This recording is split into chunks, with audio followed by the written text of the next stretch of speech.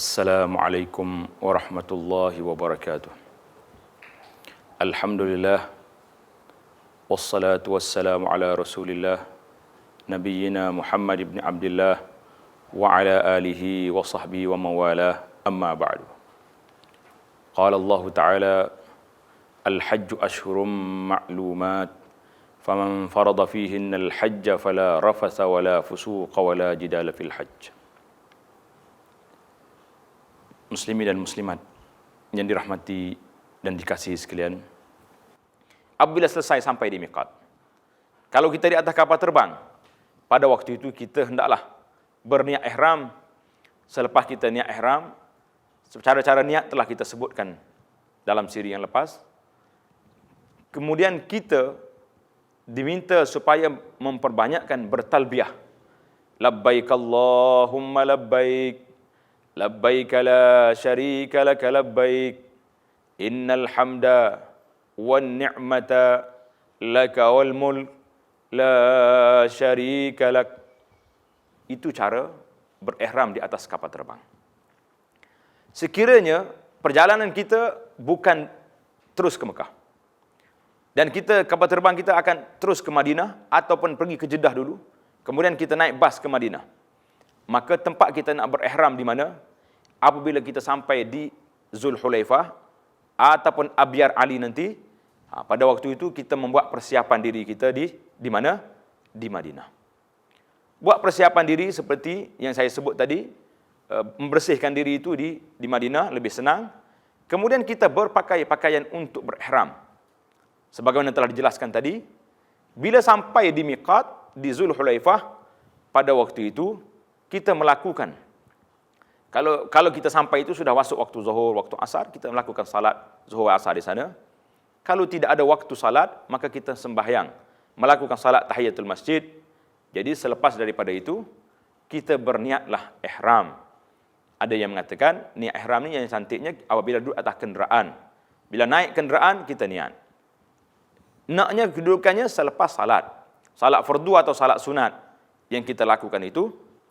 Kemudian kita berniat ihram, saja aku mengerjakan haji atau saja aku mengerjakan umrah, labbaika hajjan, labbaika umratan. Bagi jemaah yang ada rasa kebimbangan, tak dapat menyelesaikan haji atau umrah, pada waktu itu mereka boleh berniat secara bersyarat. Berniat secara bersyarat. Apabila selesai niat, sama ada kita dah niat di atas kapal terbang atau niat di miqat, di bawah di bumi, pada waktu itu terletaklah di atas kita 13 perkara larangan. Dalam larangan ini satu perkara yang pelik. Allah SWT sebut dalam Al-Quran Karim, la yabluwannakumullahu bisyai'in minas saidi tanaluhu aydikum wa rimahukum ya'lamallahu man yakhafu bil ghaib. Allah SWT telah menegaskan kepada kita, la taqtulus saida wa antum hurum. Orang-orang yang berihram, muhrim, yang berpakai ihram itu tak boleh lagi menyentuh hayawan-hayawan yang hidup bebas. Dalam Al-Quran digambarkan, Allah Ta'ala la yabluwannakumullah. Allah Ta'ala akan uji kamu dengan beberapa ujian yang disebut oleh ahli tafsir. Sewaktu Nabi SAW dalam perjalanan Hajjatul Wada, hayawan pun tahu. Umat Islam yang berihram ini dilarang menyentuh mereka. Tanaluhu aydikum wa rimahukum. Yang boleh kamu sentuh, kamu tangkap hayawan-hayawan ini dengan tangan kamu dan dengan tombak kamu. Kata ahli tafsir, sahabat menceritakan bahawa tidak ada seorang pun di kalangan sahabat yang menyentuh hayawan-hayawan itu, tidak ada. Kalau ada pun yang mati, itu berlaku aksiden di antara hayawan itu dengan kaki unta yang berjalan begitu ramai, yang begitu banyak sekali bersama dengan rombongan muslimin. Inilah keistimewaan umat ini. Berbeza dengan umat yang terdahulu. Apabila dilarang oleh Allah SWT, maka semuanya patuh.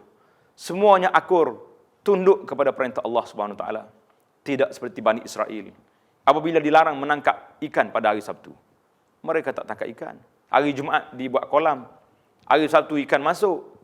Hari Ahad mereka mengambil ikan yang ada dalam kolam itu. Itu dipanggil hilah. Mencari jalan bagaimana nak melanggar syariat Allah Subhanahu Wa Taala. Maka umat yang baik ini mesti mengekalkan keadaan ini. Di dalam perjalanan kita ini ke Mekah Al-Mukarramah, hendaklah kita sentiasa bertalbiyah kepada Allah Subhanahu wa taala, kerana di antara haji yang baik itu Nabi mengatakan al-ajju was-sajju.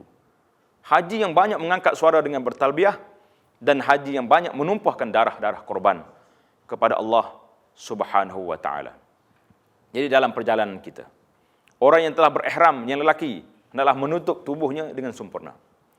Apabila sampai di Makkah Al-Mukarramah, pada waktu itu, tuan-tuan bila sampai di Makkah, hendaklah terus pergi ke tempat penginapan kita. Pergi ke hotel kita, masuk bilik dahulu, membuat persiapan diri. Iaitu yang pertama, membersihkan diri daripada segala perkara-perkara yang kotor. Mungkin dalam perjalanan kita yang jauh ini, kain ihram kita juga telah terkena perkara-perkara najis dan sebagainya, maka kita perlu menukar ihram kita. Tidak menjadi kesalahan, tukar ihram. Karena waktu Nabi SAW sampai di Mekah, baginda telah berhenti bermalam di Bi'ru Tuwa, di Telaga Tuwa, dan Nabi kita mandi untuk melakukan tawaf pada keesokan harinya. Di sini alim ulama kita telah menjelaskan bahawa tidak mengapa orang-orang dalam ihram mandi dan boleh menukar kain ihram mereka sekiranya kain ihram yang sedia ada itu ada kotoran dan sebagainya. Setelah selesai membuat persiapan dengan berwudu yang selengkapnya, maka bagi orang perempuan yang keuzuran, mereka hendaklah bersabar duduk di bilik hotel mereka, kerana mereka tak boleh pergi ke masjid untuk melakukan tawaf kerana mereka ada halangan yang tersebut. Apabila kita sampai ke Masjidil Haram, hendaklah kita masuk ke masjid dengan kaki kanan dan membaca doa masuk masjid.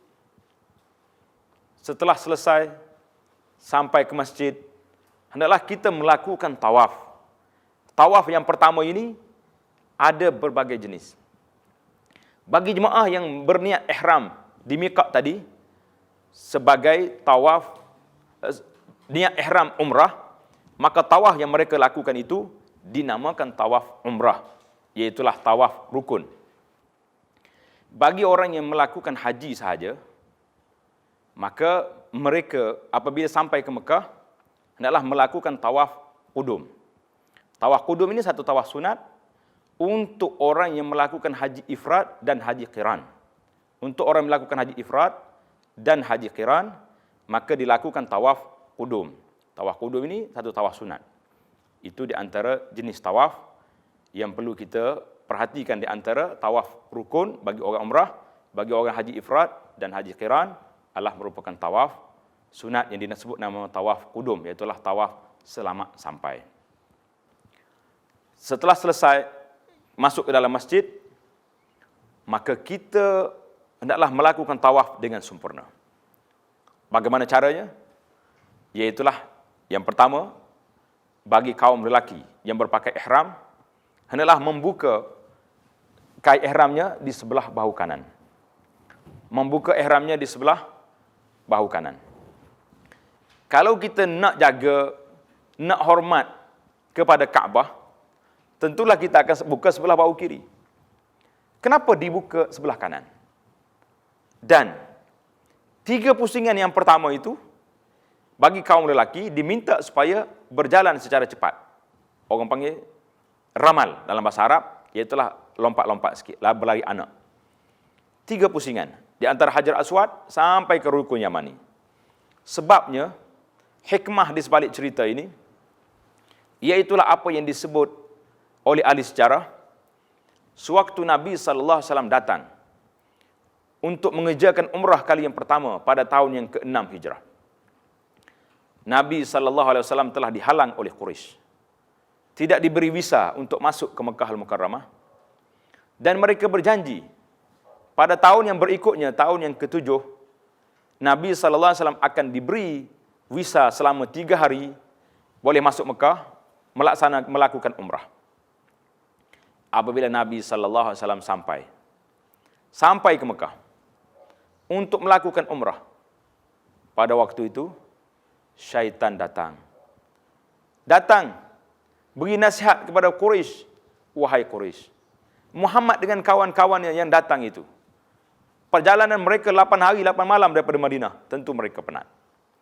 Dan rombongan kumpulan ini sewaktu sampai ke Madinah dalam waktu hijrah dahulu, mereka telah terkena penyakit humma, penyakit demam panas yang menyebabkan tubuh mereka telah lemah. Apa kata kalau kamu kumpul tentera-tentera kamu, pahlawan-pahlawan kamu serang hendak, serentak, kamu turun daripada bukit ini, bunuh semua Muhammad dan kawan-kawannya yang tak ada senjata. Yang senjata yang mereka bawa itu duduk dalam bungkusan, yang mereka tak boleh lawan kita. Ini nasihat daripada syaitan. Quraisy, walaupun telah memberi jaminan 3 hari bisa, masih lagi terpengaruh dengan nasihat daripada syaitan ini. Dan mereka mengatakan, betul juga. Kalau macam ni, baik kita lakukan. Allah SWT telah menghantar malaikat Jibril. Datang menceritakan kepada Rasulullah sallallahu alaihi wasallam, ya Rasulullah, ini orang puak-puak Quraisy ini telah bersidang untuk melakukan serang hendak kepada Tuan dan para sahabat yang bersama.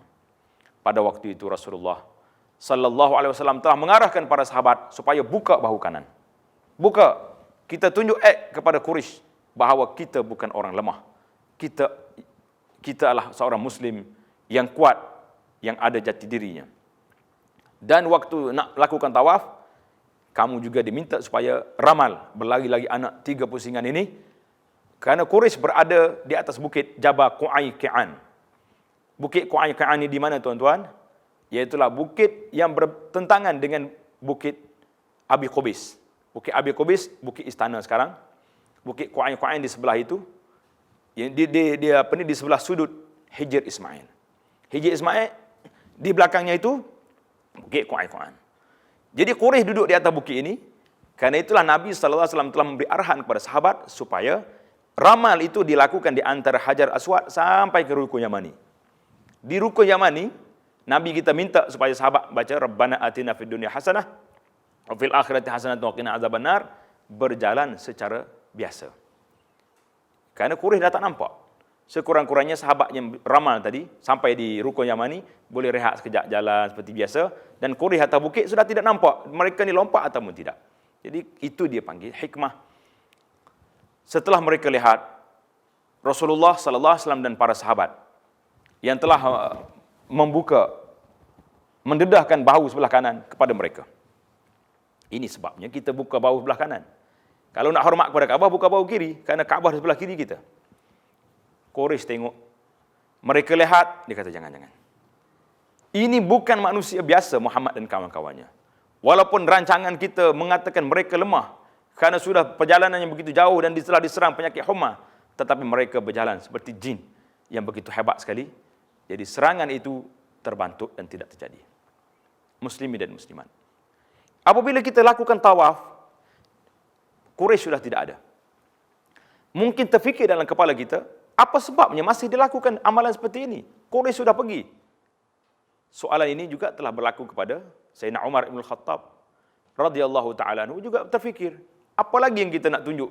Nak tunjuk kuat pada siapa? Mereka sudah tidak ada. Tetapi kata Umar, inilah sunnah Rasulullah sallallahu alaihi wasallam yang dikekalkan sehingga bila sampai hari kiamat.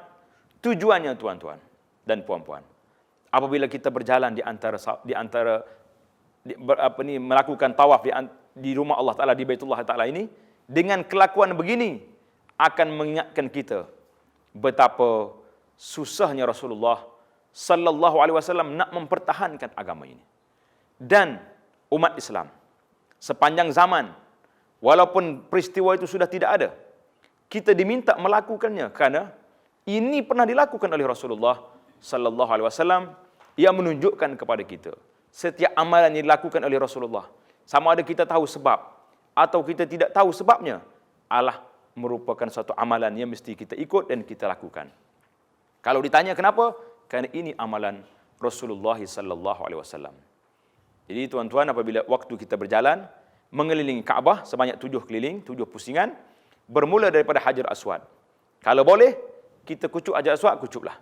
Kalau tak boleh, waktu terdesak, maka kita tangguhkanlah dengan kita hanya berisyarat pada Hajar Aswad, bismillah Allahu Akbar, dan kita lakukan tawaf, berjalan jangan sekali-kali menyentuh Kaabah, memijak Syazarwan, ataupun masuk ke dalam Hijr Ismail sewaktu melakukan tawaf. Adapun bacaan-bacaan, adakah bacaan khusus?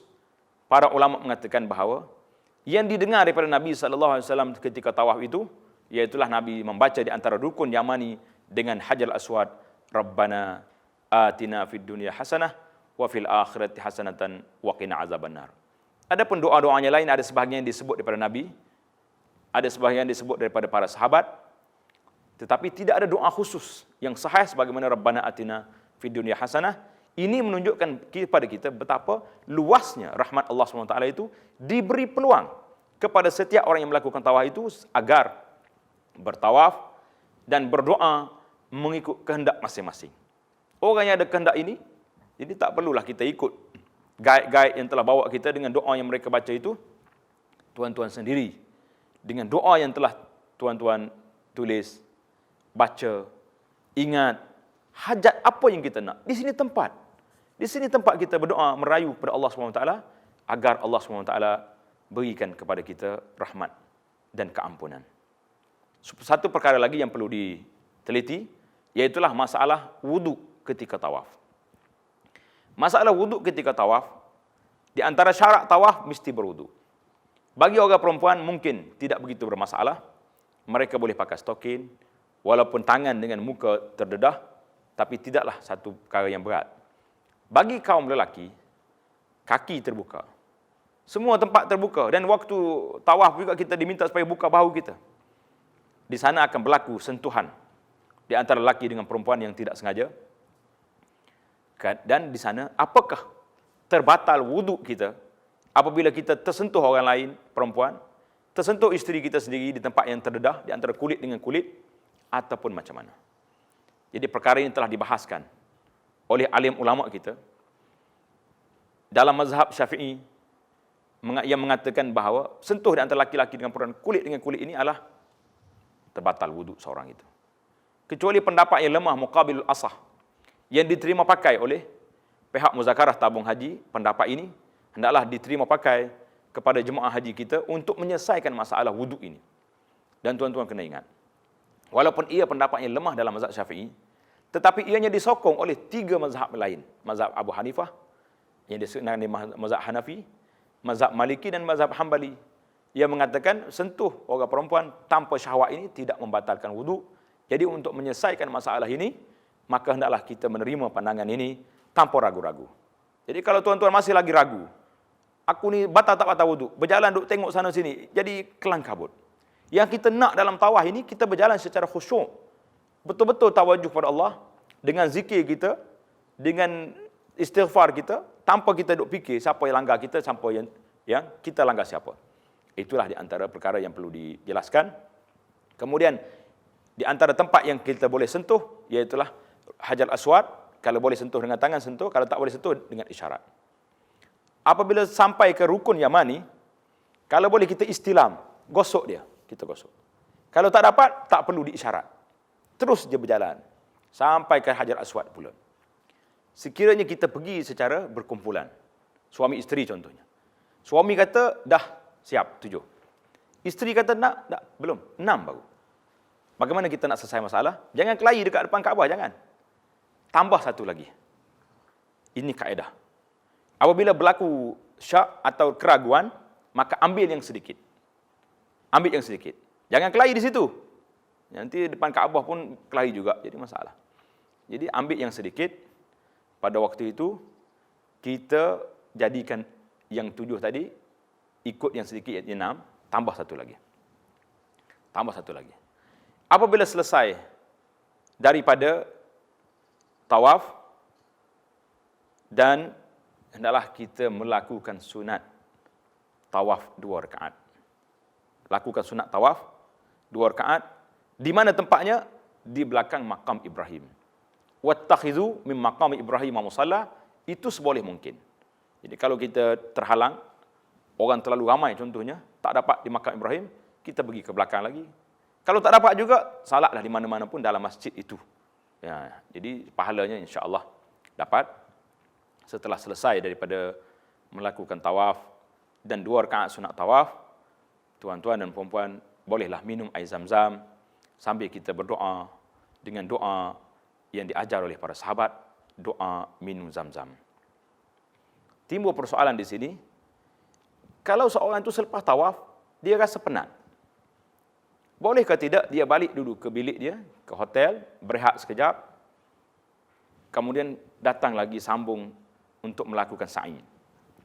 Jawabnya, tidak menjadi kesalahan. Tidak menjadi masalah bagi orang yang ada kepenatan ataupun apa masyarakat. Nak balik buang air sebagainya, dia balik dulu. Sampai di rumah rasa penat, dia tidur dulu. Pagi esok baru pergi sa'i, tidak menjadi masalah. Yang sunatnya, yang afdalnya, mualah di antara sa'i dan tawaf. Itu yang afdal. Jadi setelah selesai kita melakukan tawaf, kita rasa kuat, maka kita berpindah pula keluar menuju ke Safa. Sambil itu kita baca innas safa wal marwata min sya'airillah faman hajjal baita aw i'tamara fala junaha alaihi yatawafa bihima. Kita baca doa. Setelah naik di atas bukit Safa, tak perlulah naik sampai tinggi atas batu tu. Naik kaki bukit tu kita naik, kita berpaling ke arah Kaabah. Berpaling ke arah kiblat dengan kita berdoa seperti ini. Kerana Nabi SAW naik atas bukit Safa, Nabi kita doa dan membaca doa la ilaha illallah wa la syarikalah lahul mulku wa lahul hamdu wa ala kulli syai'in qadir la ilaha illallah wahdah sadaqa wa'dah wa nasara 'abdah. Sehingga akhirnya doa yang kita baca setelah kita doa dan kita bertakbir Allahu akbar di atas bukit Safa, kemudian kita terus dengan doa yang kita nak doakan, minta keselamatan dunia dan akhirat. Jadi jangan sekali-kali melambai-lambai di atas bukit Safa. Tidak. Nabi kita doa di atas bukit Safa menghadap ke arah kiblat. Apa ceritanya? Kenapa apabila Nabi SAW duduk di atas bukit Safa, Nabi kita bertakbir, Allahu Akbar. Dan membaca doa ini, la ilaha illallah wahdah, sadaqa wa'dah. Allah Ta'ala yang esa, yang telah membenarkan janjinya, yang telah menghancur wahazamal ahzaba wahdah, menghancurkan ahzab seorang saja. Apa sebab? Apa ingatan kita di atas bukit Safa? Tuan-tuan kena ingat, sewaktu Nabi SAW di awal Islam dulu, dalam keadaan lemah, Allah SWT telah perintahkan kepada Rasulullah, wa anzir ashiratakal aqrabin. Di awal permulaan dakwah, Nabi kita berdakwah secara sir, secara rahsia, tidak berdepan. Diajaknya beberapa orang sahabat, beritahu secara rahsia dakwah kami. Bila turun ayat wa anzir ashiratakal aqrabin, ya Allah, ya Muhammad, beri peringatan kepada keluarga kamu yang dekat, maka Nabi kita naik atas bukit Safa, berceramah, memberi penerangan kepada keluarganya. Dengan Nabi kita telah mulakan dengan pertanyaan-pertanyaan. Wahai kaumku, kalau saya cerita di belakang bukit ini ada tentera nak serang Mekah, kamu percaya atau tidak? Percaya ya Muhammad, ma'ahidna alaika kadhiba. Kami tak pernah dengar kamu cakap dusta ya Muhammad. Nabi tanya itu semuanya betul. Akhirnya Nabi kita nak test market, Tengok bagaimana penerimaan masyarakat kepadanya. Setelah Nabi nampak mereka confirm, yakin, maka Nabi kita telah memberitahu, kalau macam itu, aku katalah la ilaha illallah wa anni rasulullah, aku utusan Allah. Bertukar tajuk serta merta. Ada yang tonggeng punggung, ada yang jekar muka Nabi, ya Muhammad, Allah Ta'ala Tuhan tak jumpa orang lain ke nak lantik engkau jadi, lain daripada engkau jadi Rasul. Abu Lahab begitu biadab, tunjuk datang muka Nabi sehingga turun ayat Quran yang kita boleh baca hari ini, tabbat yada abi lahabin, celakalah tangan Abu Lahab. Nabi dihina di tempat ini. Apabila Nabi telah mendapat kekuasaan, naik di atas bukit Safa, Nabi kita bertakbir, mengiklankan bahawa Allah SWT telah menghancurkan bala tentera kafir dengan kuasanya Allah SWT yang esa saja. Wahdahu, Allah Ta'ala satu saja mengalahkan mereka. Jadi kita kena ingat, duduk di atas bukit Safa, dalam keadaan kita berdoa kepada Allah Subhanahu Wa Taala, kita kena ingat di sinilah tempat Rasulullah telah dihina oleh orang-orang kafir di zaman dahulu. Hari ini aku dapat memijakkan kakiku di atas bukit Safa ini. Dengan kemenangan Islam, dengan keagungan Islam yang begitu terselah, bagaimana keadaan umatnya pada hari ini? Kenapa menjadi lemah? Kita kena berfikir, setelah mereka betul-betul beramal dengan Islam, mereka kuat. Apabila kita datang hari ini dalam keadaan kita jauh dengan Islam, walaupun kita sudah sampai ke Mekah, tetapi akhlak kita, perangai kita, pergantungan kita dengan Allah SWT masih longgar. Karena itulah apabila kita turun daripada Safa, setelah kita berdoa, di antara Safa dengan Marwah ada tempat yang ditanda dengan warna hijau, lampu warna hijau. Di sini kita diminta sekali lagi supaya berlari-lari, lari anak bagi orang laki-laki, tidak bagi orang perempuan. Kenapa? Untuk kita ingat bahawa pergantungan manusia dengan manusia adalah sangat terhad. Siti Hajar yang telah berkorban begitu hebat ditinggal oleh suami di bumi gersang yang tidak ada air, telah berlari di tempat ini sebanyak 7 pusingan.